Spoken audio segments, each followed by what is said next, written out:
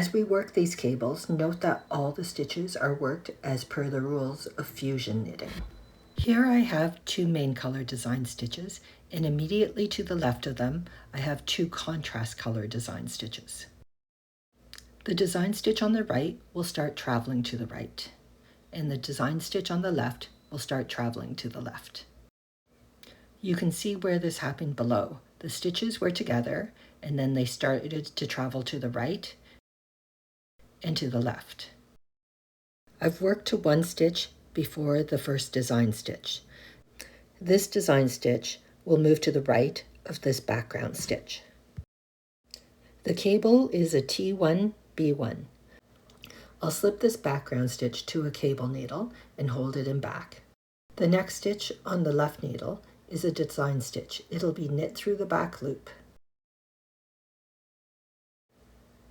Then I purl the background stitch off of the cable needle. This design stitch will move to the left, but these two design stitches that face the back are in its way. It wants to move to the left of this background stitch. It first needs to cross these two design stitches from the back so it can go to the left of this background stitch. I'll slip this design stitch to a cable needle and hold it in front.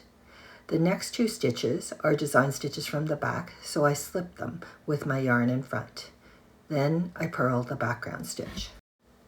Next, I'll knit the design stitch through the back loop from the cable needle. The main color design stitches have moved to the right and to the left, and the contrast color design stitches are in the middle. At the beginning of round 27, you'll see a cable that had moved to the right and now will move to the left. This main color wants to travel to the left, but this design stitch from the back is in its way. We have a similar situation here.